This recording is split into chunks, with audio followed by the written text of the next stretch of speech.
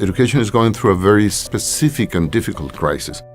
It's a crisis of access. Millions of children are out of school, but it's also a crisis in terms of learning. Many of those who are in schools are not even learning the basics, and it's a crisis of relevance. Are they learning what they need to learn for the kind of changing world, changing economy we live in?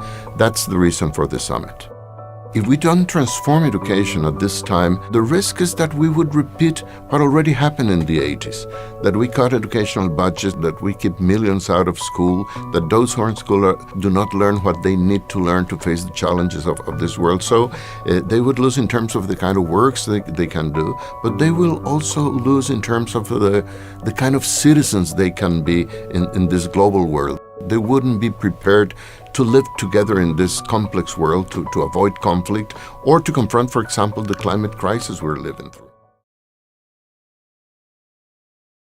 Education is a powerful tool that can break the cycle of poverty, unlock opportunities, and transform societies. It shapes our future, fuels our dreams, and empowers us to change the world. But what does it truly mean to receive a quality education? Quality education is more than just sitting in a classroom. It is about having access to well-trained teachers who can inspire and guide students, proper learning materials that support understanding, and safe, supportive schools where students can focus and thrive. When children receive a quality education, they don't just gain knowledge. They develop the skills and confidence needed to pursue meaningful careers, improve their lives, and contribute to their country's progress. However, not every country provides formal education to their citizens. For example, we have found a research on population with no formal education.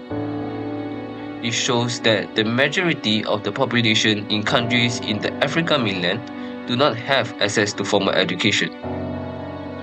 Similarly, Malaysia faces challenges in ensuring equal and quality education for all. Here is a report to highlight the issue of poor education in Malaysia. The Education Ministry says it is committed to reforms and is working to address the issues highlighted by the World Bank in a recent report about Malaysia's education standards. Published last Thursday, the report said 42% of Malaysian students fail to achieve reading proficiency by the end of Standard 5, which is higher than other countries with similar gross national incomes per capita. It also found that Malaysian students spend an average of 12.5 years in school but learn the equivalent of only 8.9 years. So, why does all this happen? It is because of socio-economic differences and the urban-rural divide. Poor families may not be able to afford school supplies, transportation, or extra lessons, making it harder for their children to learn. Schools in rural areas often lack proper facilities, experienced teachers, and internet access, which can affect students' education. Some children also face difficulties because of language barriers, outdated school systems, and lack of support from their parents. Without proper education, these students struggle to keep up, leading to dropouts and fewer opportunities in life. The lack of quality education has serious effects towards these individuals.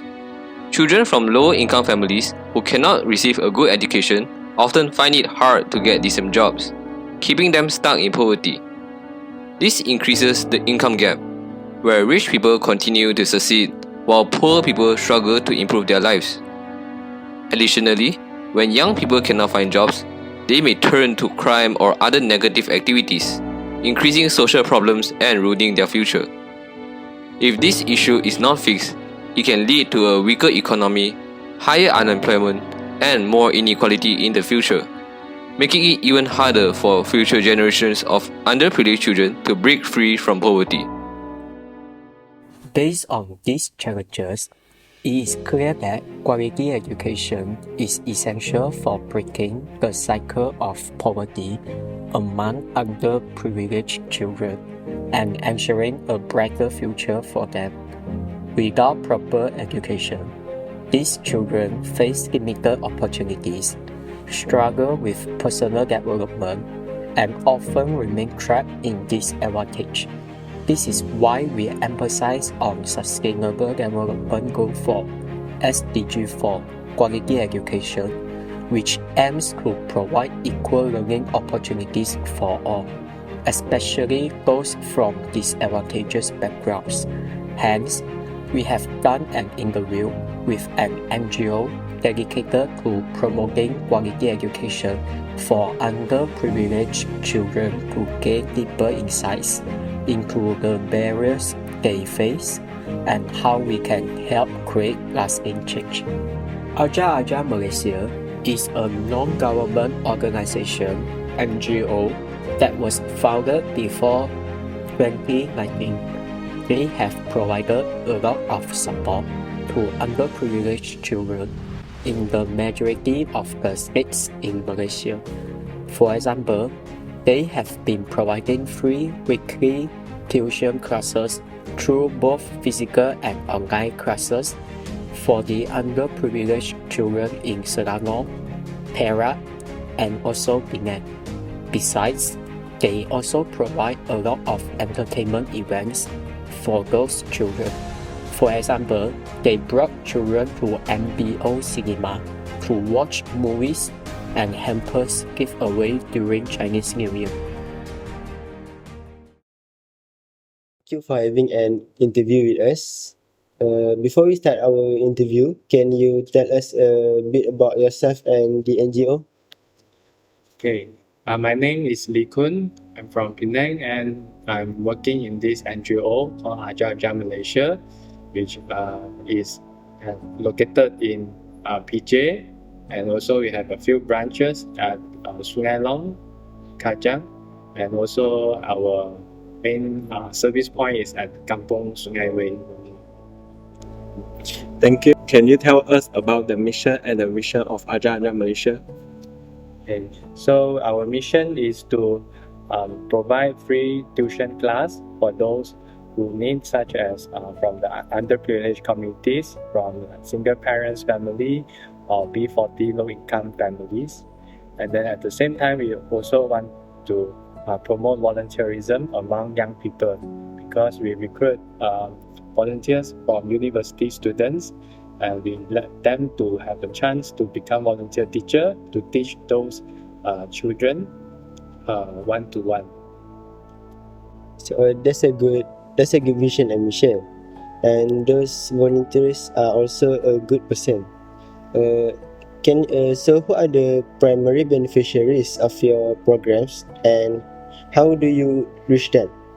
Okay, our primary beneficiaries, they are from standard 1 to form 3 students, and then they are from those needy families, and we approach them through social medias, and also some of them is recommended by school. Sounds great. Next, have you ever encountered any particular difficult moment, and how did you overcome them? Okay. Most challenging part for us to run this volunteer project, there are two main problems, which is manpower issue. Mostly sometimes we lack of volunteers to teach the students, and the second is the funding also. We need to have fundraising to do fundraising to maintain our economy wise. Well, that's a good problem managing skills. What are the specific programs or initiatives that the NGO runs? And can you tell us an exciting or interesting experience during those programs? Yeah, some interesting experience is I think the happiest moment is when we see the children or the students, they improve in their academic, and also have a good time that when we teach them. Some of them, because they are very weak in their study, and some of them lack of interest to continue study due to their family background, and then that's what our volunteers do. Not only just teach them academic things, but also we focus on their character building, and also we create an environment for them to enjoy study, and so on they can improve their study also. So lastly, in your opinions, how can public support or advocate for Ajar Malaysia? We really hope that we can raise more awareness to the public that still a community that need help from everyone. So we hope that we can get more support through maybe in volunteers. Get more volunteers to join in these teaching programs, or we can help us in terms of funding support. For your information, we were going to celebrate our 10th anniversary of this of our NGO. So we will have a charity dinner in July also. So we hope that everyone can support us. Thank you. So we hope that you get the support that you need. Also, again, thank you for having a time for the interview, and we also wish you and the NGO good luck for providing the assistance to the needed students. Thank you. Thank you.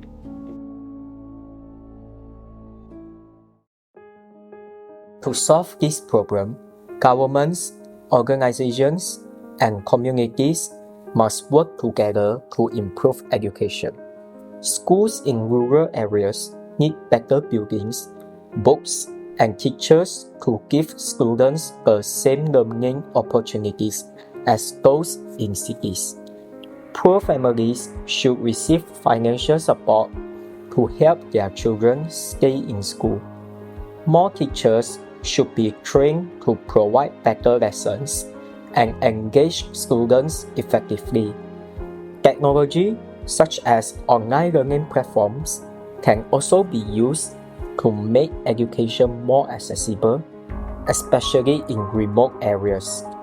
By making these improvements, Malaysia can ensure that all children, no matter where they live or how much money they have, get a fair chance at a bright future.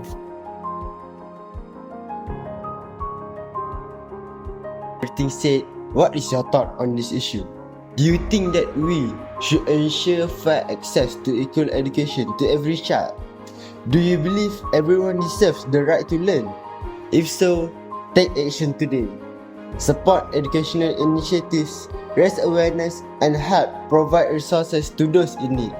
Every effort, no matter how small, can bring us one step closer to a future where education is truly accessible to all.